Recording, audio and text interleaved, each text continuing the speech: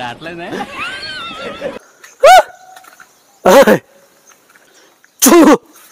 కూడా చూపిస్తా ఎట్లున్నా అనేది.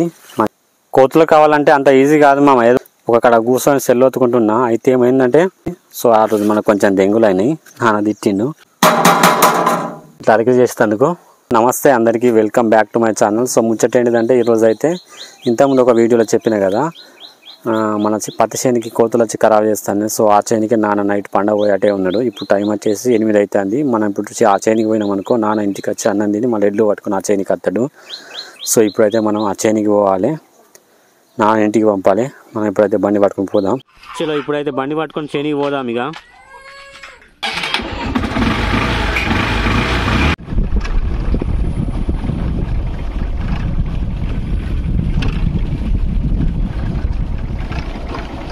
ఈ ఒక్క ఒరేకానే కొంచెం మంచిగా లేదు మామతో, మిగతా అంతటా మంచిగా ఉన్నది.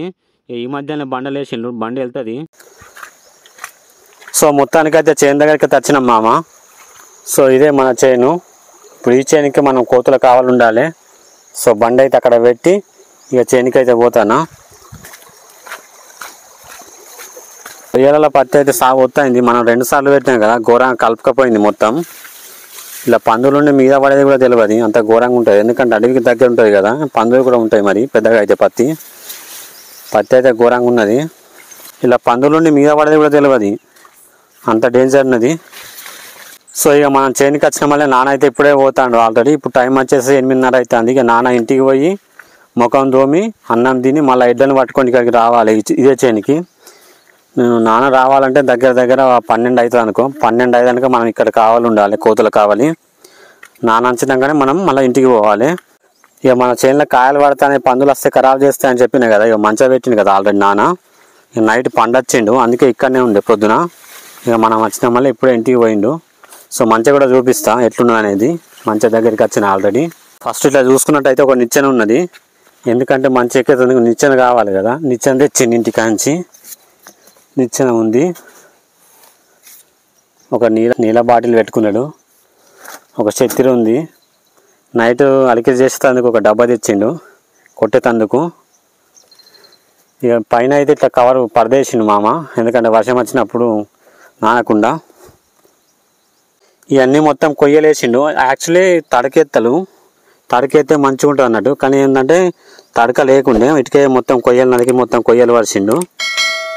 బట్టలు ఇవి కప్పుకోవడానికి. అది ఇక కొయ్యలు బాగా కుచ్చుకపోతాయి కాబట్టి పడుకోవడానికి ఒక సంచిలో మొత్తం అరిగడ్డి నింపుకొని తెచ్చి వేసుకున్నాడు. ఎందుకంటే కొంచెం మెత్తగా ఉంటుంది అన్నట్టు, పండుకున్నప్పుడు కొయ్యలు ఉతకపోవు. ఇట్లుంటుంది మంచా. సో ఇట్లా వండుకొని ఉండొచ్చు అన్నట్టు. మంచాల వండుకుంటే ఆ ఫీలే వేరు మామ, మస్తు గమ్మత్తుంటుంది. ఎందుకంటే నైట్లో వండుకుంటే ఇంకా అది వేరే ఉంటుంది ఆ ఫీలింగ్. సో మంచి అయితే ఇట్లున్నది మాది. ఇట్లా అరిగి చేసేందుకు ఇట్లున్నది మన మంచం మొత్తం కొయ్యలతోటి. ఇక టైం వచ్చేసి 8:30 అవుతుంది, కానీ ఘోరంగా ఎండ కొడుతుంది, మస్తు చెమట పోతుంది ఇంత ప్రొద్దున్నే.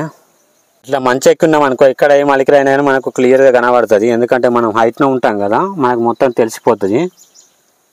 మన చేనుకైతే అక్కడ స్టార్ట్ చేసినాం మామ. ఓలా ఇట్లా దింపుకొని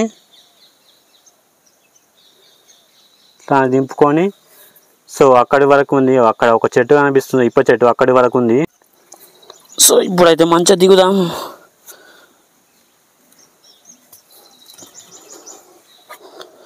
ఇట్లా తాపెళ్ళ పొంట కాళ్ళు పెట్టి దిగాలి కిందికి.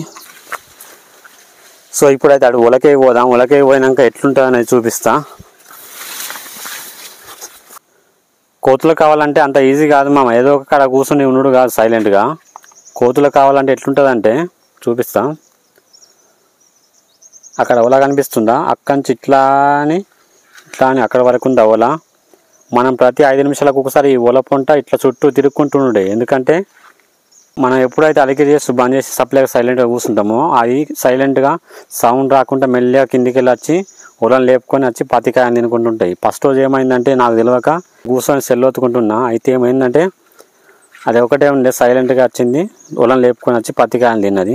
సో ఆ రోజు మనకు కొంచెం దెంగులు అయినాయి, నాన్న తిట్టిండు. సో ఆ రోజు నుంచి తెలిసింది ఇక్కడ కావాలి ఎట్లుండాలనేది.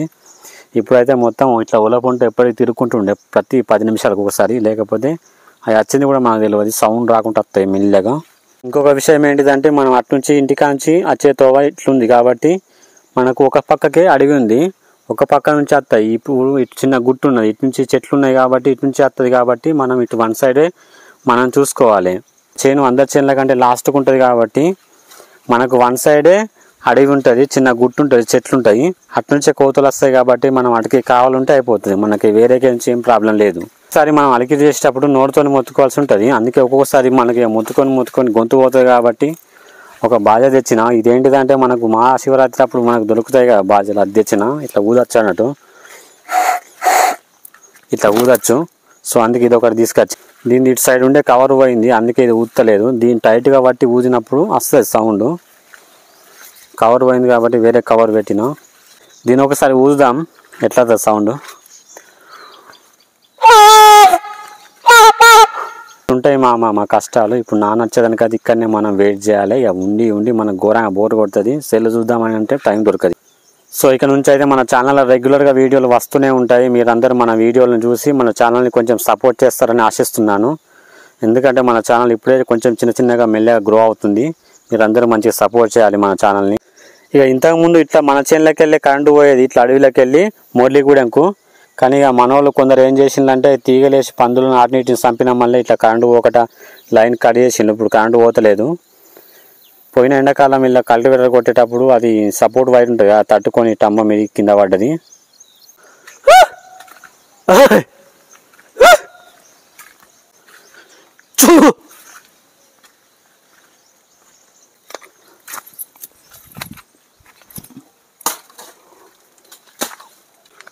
సో ఇట్లా తిరగాల్సి ఉంటుంది ఎప్పటికీ, ఒల చుట్టూ మొత్తం ఇట్లా అలికిరి చేస్తుంటుంది.